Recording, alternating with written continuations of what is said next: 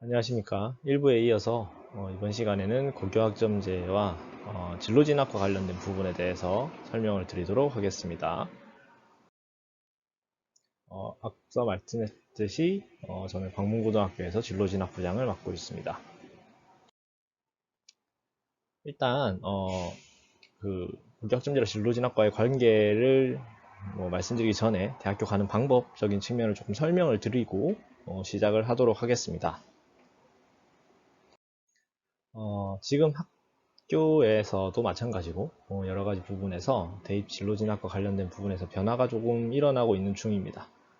지금 현재 중학교 1학년 학생들 같은 경우에 어떻게 대학교에서 선발을 하게 될지 이런 부분에 대해서 지금 2024년 6월에 2028년도 대입제도 개편안을 발표하기로 예정이 되어 있습니다. 그래서 이때 개편안이 발표가 되면 수능의 변화 방향이라든지 이런 것들도 발표가 될 것이라고 예상이 되고요. 그리고 2025년에 이 학생들이 중학교 1학년 학생들이 고등학교에 들어오게 되면 앞서 말씀드렸듯이 고교학점제가 전면적으로 시행이 되면서 2028년도 대입에도 적용이 되게 됩니다.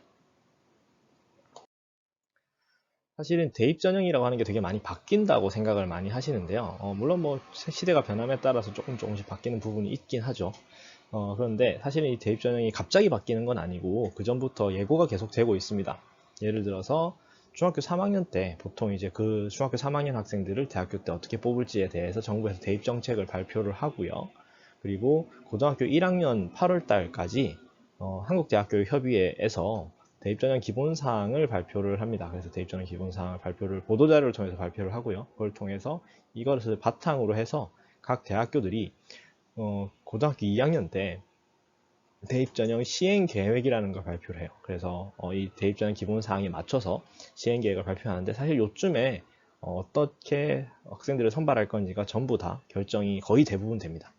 그리고 3학년 때 이제 모집 요강, 수시 모집 요강, 정시 모집 요강이 발표가 되는데 수시 모집 요강, 정시 모집 요강은 이 대입전형 시행 계획에서 바뀌는 것이 그렇게 많지는 않아요. 몇 명을 더 어느 학과에서 몇 명을 뽑을 건지, 면접은 언제 볼 건지, 이런 것들에 좀 디테일한 부분들이 이제 오픈이 된다라고 보시면 돼요. 그러니까 실제로 학생들을 뽑는 큰 틀과 관련된 부분은 중3 때부터 차곡차곡 좀 진행이 되는 부분이 있다는 거죠. 근데 문제는 이 대입전형 정부와 관련된 정책이나 대기업에서 하는 이런 부분들 같은 경우에는 아무래도 보도자료로 크게 나오기 때문에 학생들한테 많이 와닿지는 않는 것 같습니다. 하지만 이제 학교에서는 지속적으로 모니터링을 하고 있기 때문에 학교 선생님이나 아니면 진로부장님이나 분들에게 한번 여쭤보시면 좋을 것 같습니다.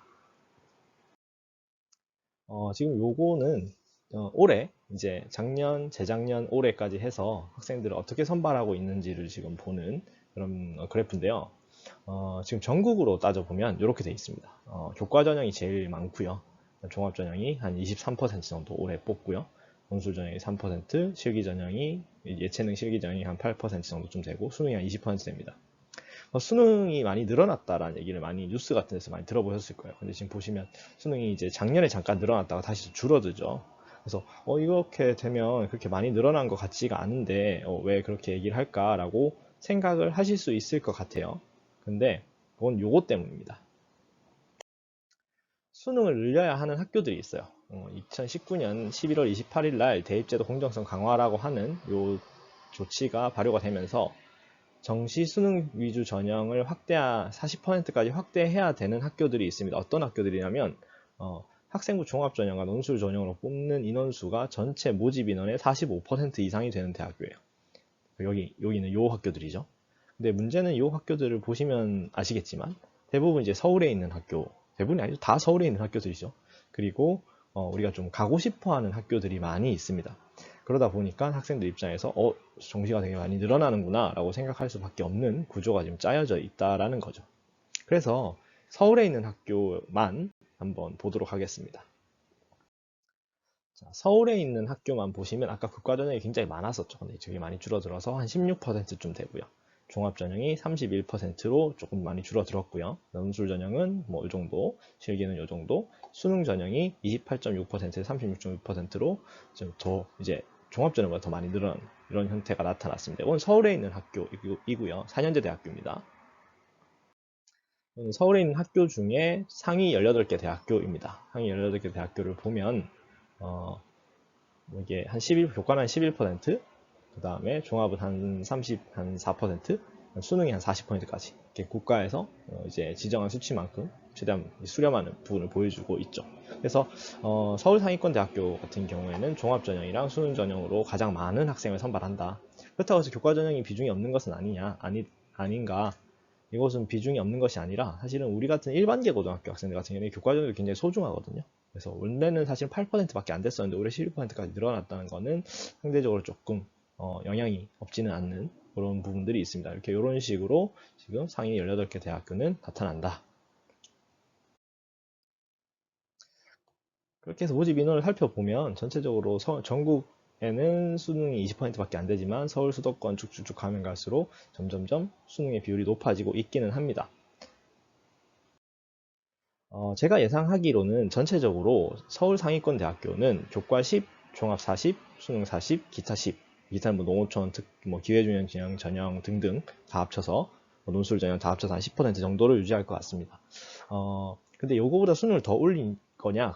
그러기는 쉽지 않을 거예요. 학생들을 수능으로만 무조건 선발할 수 있는 것도 아니고, 그 다음에 이제 그렇게 되면은 입결이나 이런 부분을 방어하기 좀 힘들기 때문에 수능이 무조건적으로 늘어나진 않을 거예요. 국가에서 정한 만큼 수능 40% 정도를 유지하는 형태로 될 것 같습니다. 그럼 그 이하 대학교, 여기서 그 이하 대학교는 뭐 지방에 있는 대학교를 얘기하는 게 아니고요. 서울에 있는 중위권 대학교, 예를 들어 뭐 국민대라든지 뭐 명지대라든지 뭐 이런 학교들 포함을 해서 교과 비율을 그러니까 종합전형이나 수능 비율을 40%까지 만들기는 힘들 겁니다. 왜냐하면 학생들이 종합전형과 수능 전형을 제일 힘들어해요.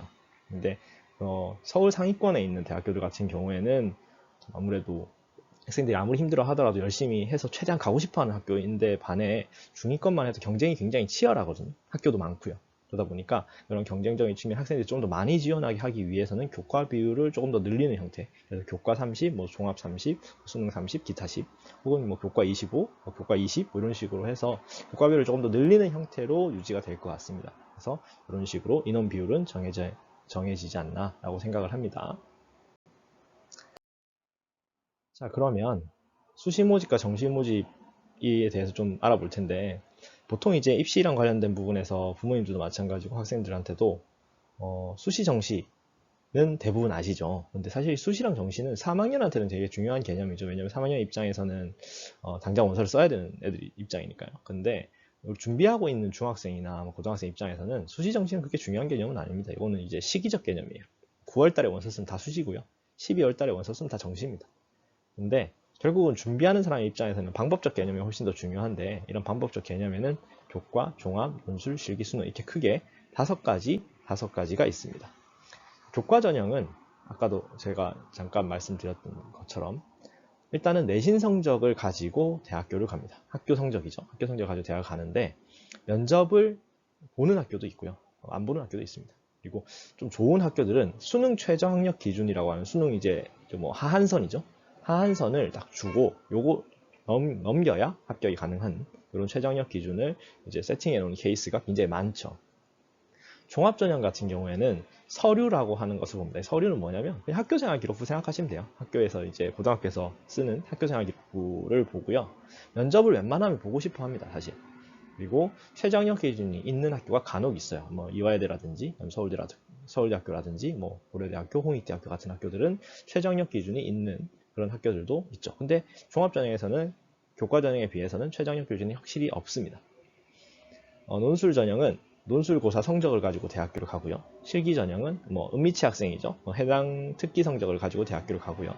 수능 전형은 수능 성적을 가지고 대학교 가는데 요즘에 내신을 보는 학교들이 조금씩 있죠. 결국에는 이 다섯 가지 전형 중에 뭐 한 개 혹은 두 개 정도를 준비를 해서 보통 많이 대입을 준비하게 되는데, 결국은 이걸 다 준비하기는 어렵다라는 거죠. 물론 이제 재능 학생이 아니면 이것을 준비하지 않아도 상관없겠지만 어쨌든 그렇다 하더라도 모든 것을 다 준비하기는 좀 쉽지가 않습니다. 그래서 어떤 것이 나한테 조금 더 맞는 방법인가 이런 부분들을 얘기하고, 그다음에 맞는 방법을 찾아주는 이런 것들이 고등학교에서의 어떤 상담의 핵심이라고 생각하시면 좋을 것 같습니다. 자, 그러면 고교학점제랑 가장 연관성이 깊이 있는 학생부 종합전형에 대해서 조금 알아보도록 하겠습니다. 자, 학생부 종합전형은 아까도 말씀드렸지만 서류와 면접으로 학생을 선발합니다. 여기서 말하는 서류는 결국 학교생활 기록부인데요. 이 서류와 면접을 가지고 학생을 정성적으로 평가해서 선발을 하게 됩니다. 근데 이 정성적이란 말이 좀 어려워요. 이게 아무래도 좀 가치가 있는 말이기 때문에 이 정성적이란 말이 어떻게 되는지에 대해서 한번 예를 들어 설명을 해보도록 하겠습니다. 제가 이제 학부모 설명회나 이런 데를 가게 되면 결국 이런 말씀들을 많이 하세요. 교과전형이랑 종합전형에 대해서 좀 알고 계신 분들께서는 종합전형도 어차피 학교생활을 보니까 그러면 교과전형은 내신으로 대학교를 가는데 종합전형도 어차피 내신이 굉장히 많이 영향을 주고 내신으로 결국 가는 거 아니냐 라고 말씀하시는 분들도 있고요. 아니면 정반대로 종합전형은 내신을 많이 안 보는 거 아니에요? 이렇게 물어보시는 분들도 계세요. 근데 교과전형과 종합전형을 비교했을 때 내신을 바라보는 것은 결국은 관점의 차이라고 생각을 해요. 교과전형은 내신을 정말 커트라인으로 봅니다. 예를 들어서 그 학교에 커트라인이 2.0인 학교가 있다고 치면 최저학력 기준, 면접 이런 게 없다고 가정을 하면 1.99인 학생은 무조건 합격을 하고 2.0인 학생은 무조건 불합격을 했겠죠. 2.0이 커트라인이니까요. 그러니까 결국에는 입장에 선이 있고 그 선을 넘어가냐 못 넘어가냐에 따라서 합격 불합격이 결정되는 것이 교과전형이라고 보시면 좋을 것 같아요. 그래서 최저랑 면접이 만약 없다고 가정을 한다면 자사고랑 일반고랑 외고랑 상관없이 일반고가 무조건 유리합니다. 이 교과전형. 그래서 우리 아까 제가 말씀드렸던 것처럼 일반고 입장에서는 교과전형이 엄청 중요할 수밖에 없는 거죠. 왜냐하면 우리가 내신이라고 하는 부분에서 분명 어드밴티지가 있기 때문에. 그래서 이런 측면에서 이제 교과전형은 내신을 선으로 바라본다라고 생각하시면 될 것 같고요. 종합전형 같은 경우에는 내신을 바라보는 관점은 일종의 바운더리입니다. 예를 들어서 2.0부터 3.0까지 갈 수 있는 학교다. 그러면 2.0도 붙을 수 있고요. 2.0인 학생도 붙을 수 있고 3.0인 학생도 붙을 수 있습니다. 근데 반대로 얘기하면 그러니까 우리가 보통 이 학교의 커트라인이 3.0이다라고 얘기하지 않는 이유는 이 2.0이 떨어질 수 있어서 그래요. 왜 떨어지냐? 아까 말했듯이 서류가 제대로 준비가 되어 있지 않다든지 면접을 많이 심하게 못 봤다든지 아니면 이 학생이 성적도 좋고 다 괜찮은데 우리 학교 올 생각이 전혀 없다. 우리 학과에 대한 생각이 전혀 없다. 그러면 안 뽑을 수도 있는 거죠. 그 대학교에서요. 여러 가지 상황에 따라서 정성적으로 평가를 하기 때문이죠. 그렇지만 성적을 그렇다고 안 본다고 이해할 수는 없는 건 내가 아무리 비교가 좋고 아무리 면접을 잘 봤다 하더라도 내신이 4.0이면 이 학교에 붙기가 어렵습니다. 왜냐하면 이 바운더리 안에 들어오기가 어렵기 때문이죠. 자, 그러니까 내신을 안 본다고 표현할 수도 없죠. 그래서 이렇게 내신을 면으로 보는 것이 종합전형이라고 보시면 될 것 같아요. 자, 예를 하나 들어드릴게요. 보시는 이 프로그램은 고등학교 3학년 선생님들께서 보시는 프로그램의 일부입니다. 지금 보시면 모 대학교의 생명과학과 종합전형 작년 합격자의 점수가 나와 있는데요. 종합전형이죠. 그리고 1단계에서 서류 100으로 선발을 했고 2단계에서 면접을 30% 받고요. 최저학력 기준은 없습니다. 보시면 1등으로 합격한 학생이 1.97이고요. 물론 이게 풀데이터는 아니지만 어쨌든 여기서 본 데에서 1등으로 합격한 학생은 1.97, 꼴찌로 합격한 학생은 2.79입니다. 그럼 이 학교는 바운더리가 한 2.0에서 한 2.8 정도쯤에 되는 바운더리를 가지고 있다라고 생각하시면 대충 맞을 것 같아요. 만약에 저희 학교에서 2.4 정도쯤 되는 학생이 이 대학교의 생명과학과 종합전형 가고 싶은데 괜찮을까요? 이렇게 저한테 물어보면 괜찮지 라고 얘기할 수 있을 것 같아요. 왜냐면 이 바운더리 안에 들어왔기 때문이죠. 그런데 밑에 보시면 불합격자의 점수가 보입니다. 2.0도 있고요, 2.17도 있고요, 2.18도 있고요. 굉장히 좋은 점수들이 많죠. 그럼 이 학생들이 왜 불합격을 했을까요?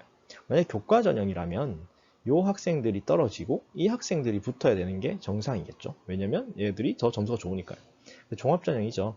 얘가 떨어진 이유가 결국에는 뭔지는 정확하게 모르겠지만 생기부가 잘 안 됐다든지 잘 준비가 되지 않았다든지 아니면 면접을 굉장히 잘 못 봤다든지 여러 가지 이유들이 있겠죠. 그래서 이런 식으로 뒤집힐 수 있는 이런 부분들이 종합전형의 특이점이라고 볼 수 있습니다. 하지만 어쨌든 이 학생들은 합격의 바운더리 안에 들어왔고 그 다음에 합격했을 때 이제 충분히 역량이 있는 학생이라고 대학교가 판단했기 때문에 선발을 했다라고 볼 수 있다라는 거죠. 자, 그러면 대학교들은 어떤 역량을 가지고 정성평가를 하는지를 한번 보도록 하겠습니다. 이거 최근에 이제 몇몇 대학교에서 이제 학업 역량, 전공적 합성, 인성 발전 가능성이라고 하는 원래 보던 이런 것들을 조금 정리를 해서 이렇게 학업 역량, 진로 역량, 공동체 역량 이렇게 세 가지로 나눠서 얘기를 했어요. 요거를 좀 참고를 하시면 좋을 것 같습니다. 그러면 학업 역량이라고 하는 것은 뭐냐? 디테일하게 좀 나와 있는 부분을 보면요. 대학 교육을 충실히 이수하는데 필요한 수학 능력입니다. 수학 능력. 결국에는 학생이 공부를 과연 대학교 와서 잘 할 수 있을 것인가에 대한 의구심이 있다라는 거죠. 그래서 그것을 보면서 어떤 것을 참고해서 보느냐? 일단 학업 성취도입니다. 학업 성취도. 그러니까 결국에는 성적을 의미하는 거겠죠, 이것도. 교과 교육 교육과정이 이수한 교육의 성취 수준, 학업 발전 정도를 보고요. 학업 태도, 얼마나 의지를 가지고 노력을 하는지, 탐구력. 이 부분이 조금 이제 많은 학생들이 좀 부족한 부분이긴 한데, 그냥 시험 성적에만 이제 몰두하는 게 아니라 얼마나 깊이 있는 학습을 할 수 있는가, 호기심을 바탕으로 문제를 해결하려는. 그래서 이런 부분들을 키워주기 위해서 학교에서 여러 가지 뭐 프로젝트 활동이라든지 이런 것들을 많이 하고 있죠. 그래서 탐구력, 이런 것들을 가지고 학업 역량을 판단합니다. 두 번째로 진로 역량입니다. 진로 역량은 전공 계열 관련 교과 이수 노력. 결국에는 우리 전공과 관련된 교과를 얼마나 많이 이수하려고 했느냐. 내가 기계공학과를 가려고 했는데 과학이나 수학 과목을 얼마나 많이 이수하려고 노력을 했는가. 뭐 이런 것들이겠죠. 그 다음에 전공 계열 관련 교과 성취도.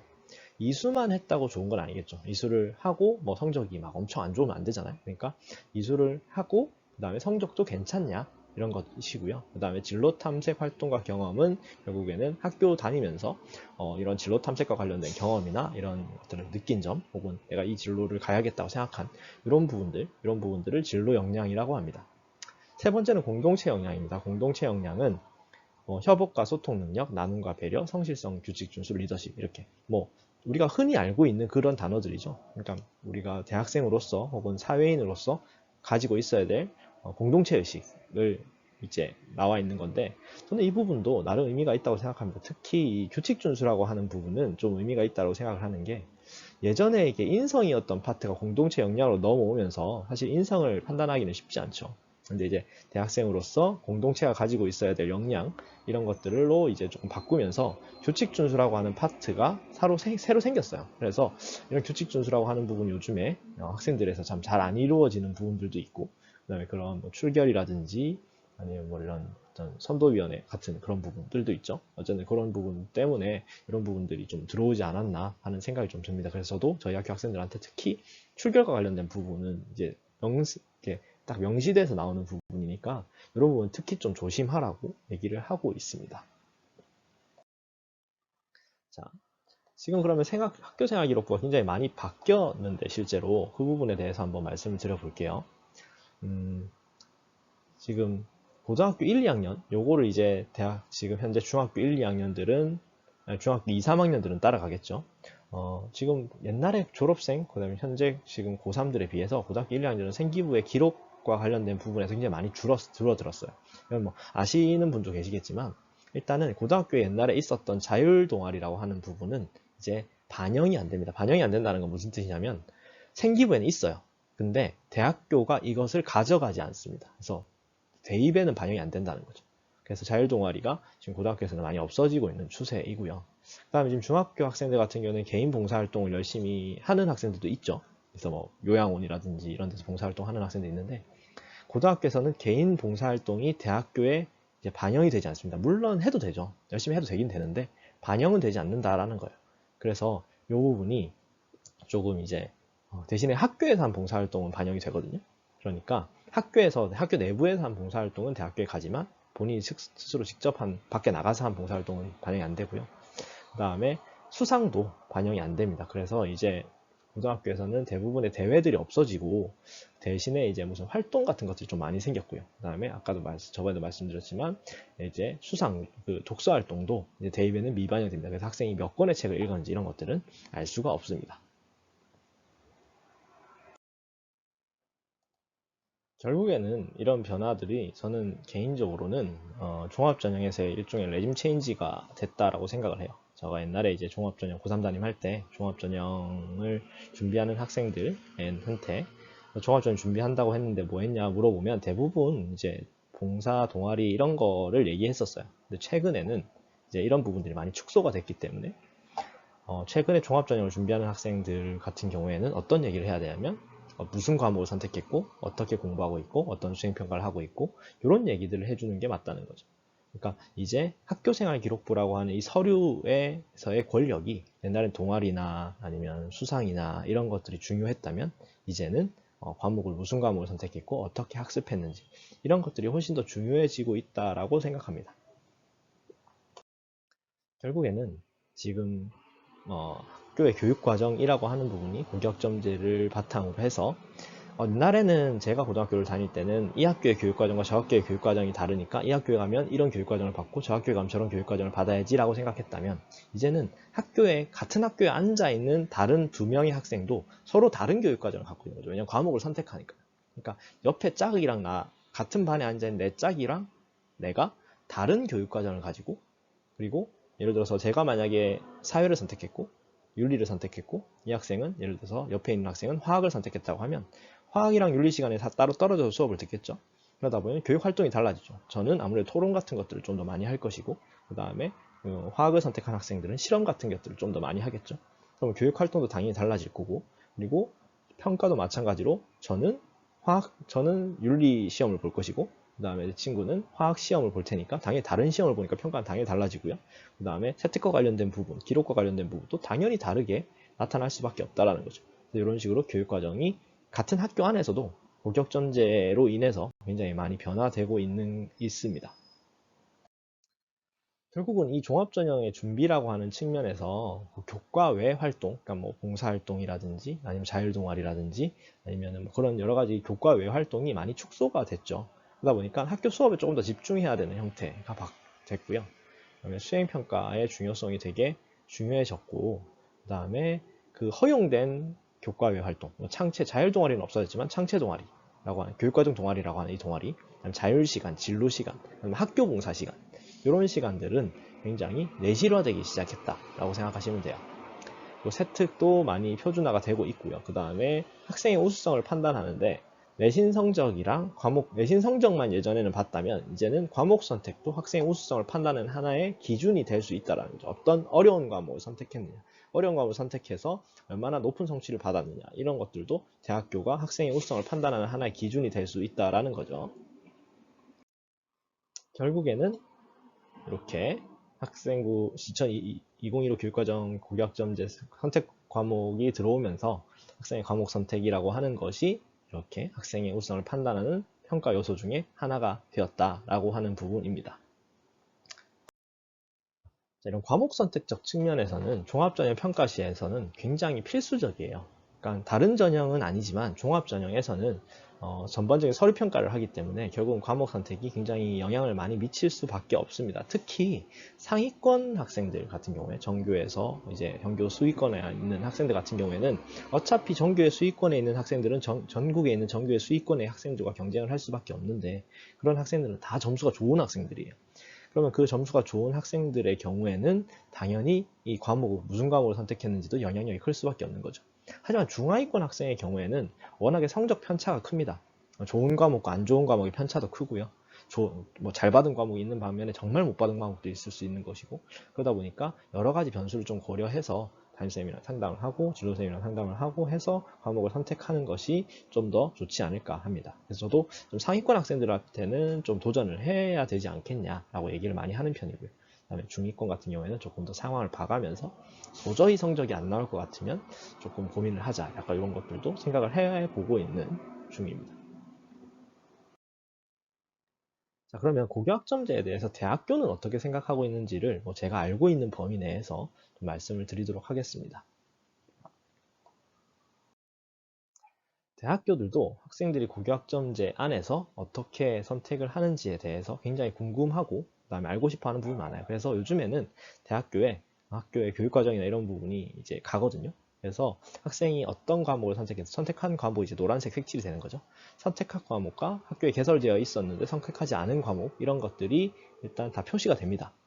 이런 식으로요. 그래서 지금 요 학생 같은 경우에는 자연계열 학생이겠죠. 보시면 물리 1, 생명과학 1, 화학 1을 선택했고요. 그 다음에 물리 2, 생명과학 2, 생활과 과학을 과학에서 선택했어요. 사회에서는 사회문제 탐구 하나만 선택했고요. 그럼 이 학생은 자연계열 쪽에 좀 준비를 많이 한 학생이구나. 이런 식으로 학교들이 판단할 수 있다는 거죠.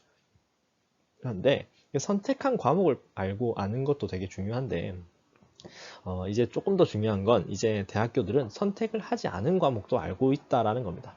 예를 들어서 이 학교에서는 지구과학 1이 개설이 돼 있었는데 이 학생은 지구과학 1을 선택하지 않았죠. 그리고 화학 2, 지구과학 2가 있었는데 화 2, G2를 선택하지 않고 요 세 과목을 선택했죠. 이런 것들을 알 수 있다 보니 학생이 어떤 과목을 열심히 하려고 했고 어떤 과목에 조금 더 포인트를 가지고 공부하려고 했느냐 이런 것들도 알 수 있고, 그리고 심지어 이 학생이 좀 어려운 과목을 도망가려고 했구나, 아니면 좀 어려운 과목을 좀 노력을 해서 좀 이제 도전하려고 했구나, 이런 것들도 충분히 알아볼 수 있다라는 겁니다. 자, 그리고 서울대학교에서 최근에 2024학년도 입학 전형, 지금 고등학교 2학년 학생들의 입학 전형이죠. 이 전형에서 핵심 권장 과목과 권장 과목을 설정해서 공개를 했습니다. 그래서 이 부분을 조금 더 활용을 하시면 내가 그러니까 꼭 우리가 서울대학교를 가겠다 이런 개념이 아니더라도 어떤 학과에서 어떤 과목을 좀 더 강조하고 있느냐 이런 부분들을 조금 더 이제 알아보실 수 있을 것 같아서 가져왔는데요. 지금 보시면 예를 들어서 수리과학부에서는 핵심 권장 과목으로, 이거 수학과 같은 겁니다. 수학, 통계학과, 수학과 이런 느낌인데 핵심 권장 과목으로 미적분, 확률과 통계, 기하 이 세 과목을 웬만하면 좀 듣고 왔으면 한다 라고 이제 얘기를 하시는 거죠. 예를 들어서 생명과학부에서는 생명과학 2, 생명과학 2를 들으라는 건 원도 들으라는 얘기죠. 어떻게 보면 이게 계열성 있는 과목이니까요. 생명과학 2, 미적분은 웬만하면 듣고 왔으면 좋겠고, 화2, 확률과 통계, 기하도 좀 듣고 왔으면 좋겠다 라고 얘기를 합니다. 이런 거를 보시면 내가 앞으로 선택해야 될 과목이 그냥 재미로 선택하는 것이 아니라 이런 과목들을 선택하는 것이 내가 이런 학과에 가기에는 조금 더 좋겠구나, 이런 능력을 키워야겠구나, 이런 것들을 생각해 볼 수 있겠죠. 마찬가지입니다. 여기 조경 시스템 학과, 조경 지역 시스템 공학부 같은 경우에도 미적분과 기하는 웬만하면 좀 듣고 왔으면 좋겠다. 그리고 물리2를 들으라는 건 결국 물리1도 들으라는 얘기입니다. 확률과 통계 이렇게 두 개도 웬만하면 조금 듣고 오면 좋지 않을까? 이런 식으로 이제 얘기를 하고 있는 거죠. 그래서 요 서울대학교가 이렇게 오픈을 한 게 여러 가지 장단점이 있긴 하지만 학생들의 선택적 측면에서 꼭 내가 서울대학교를 가려고 하는 게 아니라 하더라도 이런 학과들은 이런 과목들을 중요하게 생각, 교수님들 생각은 다 비슷하시겠죠. 그래서 이런 과목은 이런 과목을 중요하게 생각하는구나 하면서 선택을 할 때 도움이 될 것 같습니다. 조금 특이한 점이 거의 대부분 자연계열이에요. 사실 인문계열보다는 자연계열이 이런 부분에 대해서 조금 더 경직돼 있는, 어떻게 보면 과목 선택적 측면에서 이런 과목 꼭 듣고 왔으면 좋겠어 하는 것들이 조금 더 강한 것 같습니다. 인문계열은 거의 없고요. 거의 대부분 자연계열입니다. 그리고 수능도 마찬가지입니다. 서울대학교는 심지어 수능에서도 이런 학과에서는 이런 응시 영역을 무조건 이런 수능을 응시해라 라고 이제 공개를 했어요. 특히 이런 학과에서는 물리랑 화학을 무조건 봐야 된다. 그리고 이런 학교가 아니라 다른 자연계에서는 그냥 과탐해서 뭘 봐도 상관없다. 그리고 인문계열에서는 제2외국어를 필수로 봐라. 그 다음에 미술, 체육교육과 음악대학, 자유경공학부에서는 너네는 제2외국어 안 봐도 된다. 이런 식으로 수능에서도 이렇게 홀드를 해놓은 경우가 있죠. 나름대로 이렇게 사실은 이게 굉장히 파급력이 있는, 어떻게 보면 논란의 소지가 있는 그런 수능에 대한 어떤 그런 건데, 이렇게 공개를 했다라고 하는 것 자체가 서울대학교에서도 이제 이런 과목 선택과 관련된 부분, 이런 부분에 대해서 조금 학생들한테 가이드를 해야겠다라고 하는 그런 생각이 조금 있지 않았을까 합니다. 그 외에도 이제 한국대학교 협의회에서 이제 사정관님들을 대상으로 해서 설문조사해서 연구 논문을 발표한 게 있는데 거기서 이제 발췌를 한 겁니다. 학생부 종합전형에서 학생이 학교 개설이 되었음에도 불구하고 미수했을 때 평가 방법을 보시면 이건 자연계열이에요. 물리계열 지원자가 물리2를 미수했을 때 굉장히 많은 사정관님들께서 이제 중대한 관점을 주겠다. 의학계열 지원자가 생명과학2나 화학2를 미수했을 때도 마찬가지. 이런 식으로 자연계열에서는 꽤 많은 사정관님들께서 관련 계열에 있는 직접적인 과목들을 미수했을 때 많은 감점이 있을 거다라고 하는 부분들을 볼 수 있었고요. 인문계열 같은 경우에는 조금 덜합니다. 실제로 상경계열 지원자가 경제 미수했을 때는 물론 감점을 주겠다고 하는 사정관님들이 좀 많긴 했지만 영향 없다고 얘기하시는 분도 있었고요. 그 다음에 인문계 지원자가 영어과 문화나 영미문학 읽기 이런 거 미수했을 때 어떻게 할 거냐, 감점이 좀 있지만 경미한 감점이 좀 더 많고요. 근데 여기서 하나 좀 이제 인문계의 자존심 같은 느낌으로 인문사회계 상경계 지원자, 인문계열 지원자가 사회탐구 선택 과목을 대다수 미수하고 그냥 자연계열로만 선택했을 때는 어떻게 할 거냐? 그러면 이건 좀 아니지. 이런 느낌으로 중대한 감점이 많다. 이렇게 생각을 해보시면 좋을 것 같습니다. 결국 고교학점제에 대해서 조금 이제 대학교가 생각하는 것과 우리 학교 일반 고등학교나 교육청이 생각하는 부분이 조금 다른 부분이 있는데, 교육청에서 고교학점제를 시행하고 교육부에서 고교학점제를 시행하는 부분은 굉장히 전 순수하고 좋은 의도라고 생각을 해요. 그러니까 고교학점제로 인해서 학생들이 다양한 선택권을 보장을 한다. 그걸 통해서 진로에 대한 다양한 기회를 제공해서 진로 탐색의 기회도 하고, 이제 고등학교에서 공부할 때 이제 뭐 사회과학 이런 전통 과목뿐만 아니라 다른 여러 가지 과목들을 개설을 해서 학생들이 본인의 진로나 이런 걸 바탕으로 조금 더 많은 과목을 들어보고 본인한테 맞는 과목도 들어보고 해서 대학을 진로를 결정하는 게 좋지 않겠냐라고 하는 좀 순수한 의도라고 생각해요. 근데 대학교들은 아무래도 조금 이제 다른 생각을 좀 하고 있는 게, 학생들을 수능으로 선발을 하다 보니까, 예를 들어서 이런 거죠. 서울대 물리학과에서 수능으로 선발을 했는데, 근데 물리로 시험을 안 보고 들어온 애들이 있는 거죠. 그리고 그러다 보니까 이제 공대, 왜냐면 점수가 중요하니까요.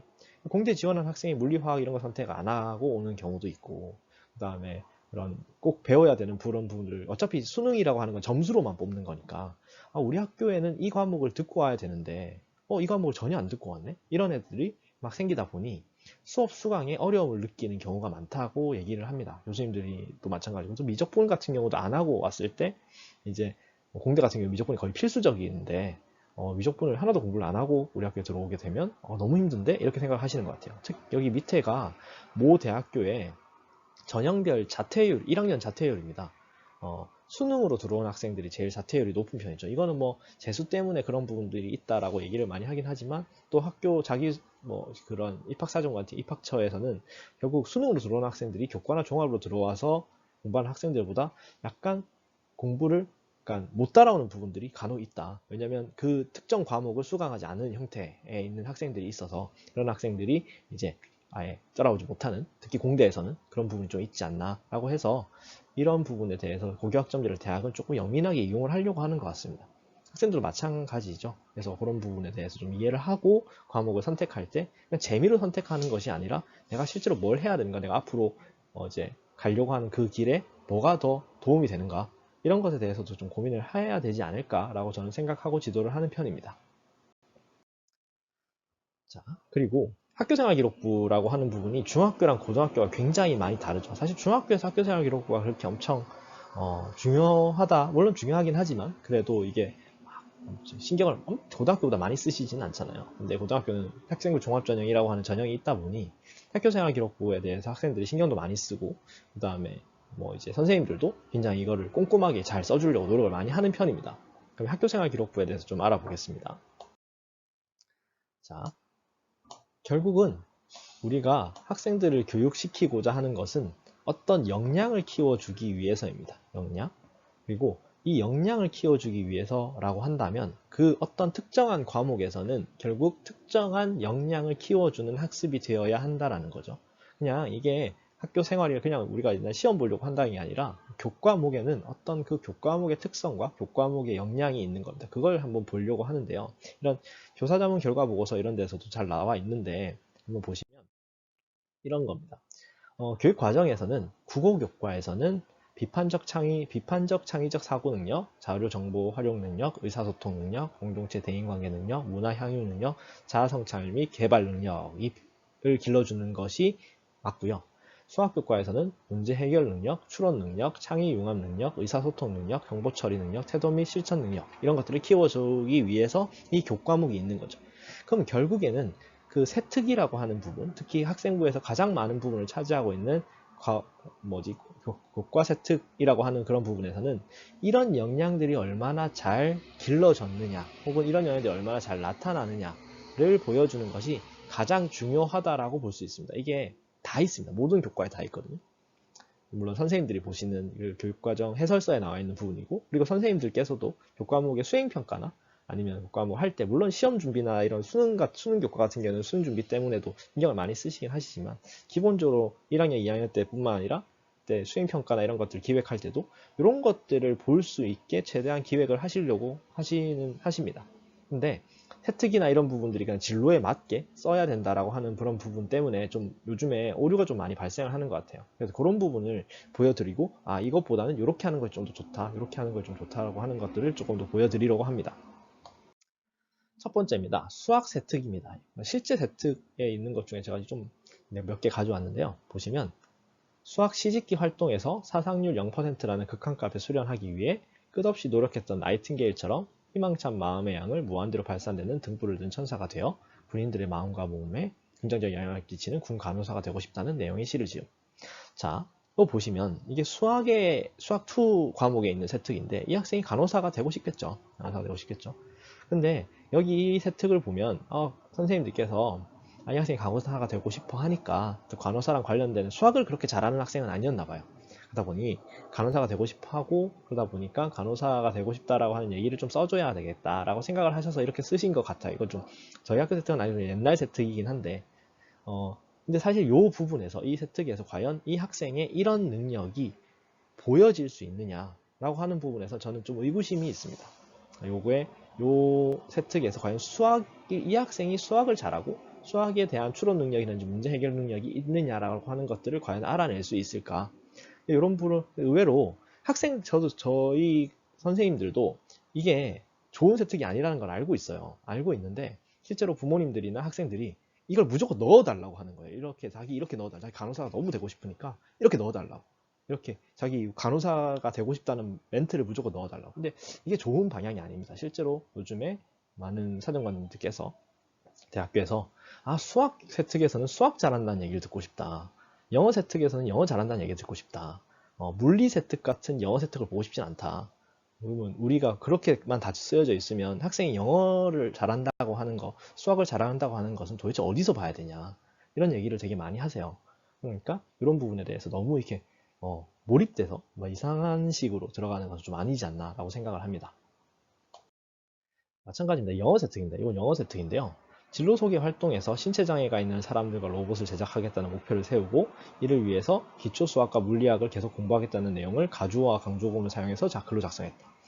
이 세특에서 물론 제가 세특의 일부분을 떼온 거긴 하지만 세특에서 과연 이 학생이 영어를 얼마나 열심히 하고 잘하고 그 다음 영어 의사소통 능력, 자기관리 역량, 공동체 역량, 지식 정보 처리 역량이 있는지를 찾아보기가 너무 어렵다라는 거죠. 사실은 저는 이런 세특이 좀 무의미하지 않나. 이것을 쓰시는 선생님도 되게 자괴감에 빠지지 않았을까라는 생각이 듭니다. 애들은 물론 이 학생은 로봇공학과나 이런 데를 가고 싶어서 썼겠죠. 이렇게 하려고 했겠죠. 하지만 이것이 좀 무의미한 세특. 오히려 이런 것들을 진로 특기사항이라든지 아니면 이런 활동들을 진로 특기사항이라든지 아니면 동아리 시간이라든지 아니면 물리 시간이라든지 이런 시간에 했다라면 조금은 의미 있는 활동이 될 수 있었겠지만 이걸 굳이 영어 시간에 해야 되느냐 이런 부분이 저는 개인적으로는 조금 아니지 않는가라는 생각을 하고 있습니다. 예를 들어서 이거는 조금 좋은 예시라고 해서 제가 가져왔습니다. 사회교과에서 학생들이 배워야 하는 역량은 창의적 사고력, 비판적 사고력, 문제 해결 및 의사결정력, 의사소통 및 협업 능력, 정보 활용 능력입니다. 역시 한국지에 있는 그런 세특인데요.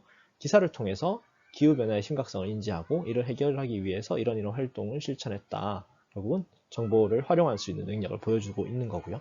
그 다음에 지명을 파악하고 주제 탐구 논술 활동에서 브루클린의 젠트리피케이션 이런 부분에 대해서 이건 지리에 나오는 내용이고요. 이걸 통해서 문제를 해결하기 위해 임대료 상승을 제한하는 법도 제정을 했다. 그럼 창의적 사고력, 비판적 사고력, 문제 해결 능력을 일정 부분 이 프로젝트, 이 지리 교과의 목적에 맞는 프로젝트를 통해서 이런 역량들을 보여줄 수 있다는 거죠. 이렇게 지금 이 주제 탐구 논술 활동이라고 하는 것은 결국은 저희 학교에 있는 한국지리 선생님께서 기획하시고 그 다음에 학생들에게 수행평가를 하게 된 어떤 그런 활동인데 이런 활동을 기획을 하실 때 이런 역량들을 보여줄 수 있는 활동들을 선생님께서 기획을 많이 하세요. 그런 부분에서 잘 본인들이 역량을 물론 시키는 대로 한다는 게 아니라 그렇게 따라가다 보면 그 주제를 본인이 잡고 탐구 활동을 하고 하다 보면 이런 역량들이 잘 보여질 수 있는 세특을 쓸 수 있지 않을까라고 생각합니다. 이게 결국에는 학생들이 보여주는 여러 가지 역량이나 이런 부분들을 결국 선생님들이 보시고 선생님 계획한 그 틀 안에서 보시고 그걸 통해서 이 학생은 이런 역량들이 있구나 라고 하는 부분들을 써주는 부분이 세특이기 때문에 그런 식으로 학교에 대해서 조금 신뢰를 하시고 잘 따라오시면 충분히 좋은 학생들이 공부 열심히 한다면 충분히 좋은 이런 역량을 보여줄 수 있지 않을까 저는 그렇게 생각을 합니다. 이것은 제가 예전에 했었던 탐구 활동인데요. 저는 이제 원래는 사회교과였었어서 이런 프로젝트 같은 것들을 했었어요. 이건 자연계열 애들을 데리고 했었어요. 근데 제가 자연계열의 사회 과목을 들어갔었어서 자연계열 애들을 데리고 그러니까 이 학생들은 대부분 그런 학생들이죠. 이렇게 공대나 아니면 뭐 자연계 쪽으로 가고 싶어하는 학생들이죠. 그러다 보니까 지형 똑같이 저는 사회교과인데도 불구하고 그런 공대나 이런 데 가고 싶어하는 학생들한테 그냥 무턱자기 그냥 막 자연계에 있는 그런 것들을 막 혜택에 넣는 게 아니라 본인들이 가지고 있는 지식을 활용해서 풍력 발전에 적합한 우리나라 지형을 찾아보는 그런 활동을 한다든지 그 다음에 태양광 발전 정말 친환경적일까? 지리에서는 이런 친환경, 그 다음에 에너지 이런 것들이 나오니까 친환경적일까? 이런 주요 가설을 설정해서 탐구 활동을 한다든지 아니면 지역화, 도시화 수준, 이 학생들이 보건계열을 가고 싶어하는 학생이었는데 지역화, 도시화 수준에 따라서 생활 환경, 생활 양식들의 차이가 있기 때문에 질병의 유병률이 다를 것이다 라고 하는 가설을 가지고 지리적인 조사를 해본다라든지 이런 식으로 이제 하게 되는 거죠. 그러면 실제로 혜택이 이런 식으로 사회 탐구 프로젝트 주제로 이런 계속 가설을 설정하고 그 다음에 이런 유병률을 조사를 하고 그 다음에 분석 가설을 발표했다. 그 뒤에 이제 제 평가나 이런 것들이 좀 들어가게 되겠죠.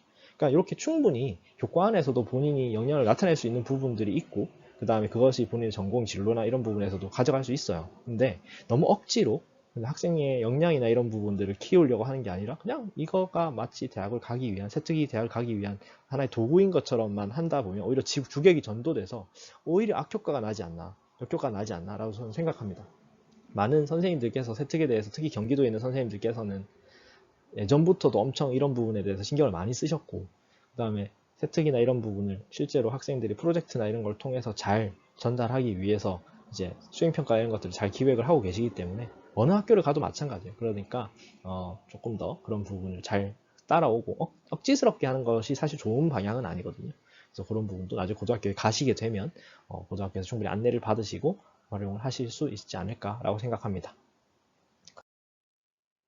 자, 그러면 마무리를 하도록 하겠습니다. 중학교 어머님들께서도 물론 고등학교도 되게 고등학교 진학도 관심이 되게 많으실 거고 고민도 많이 되실 거고요.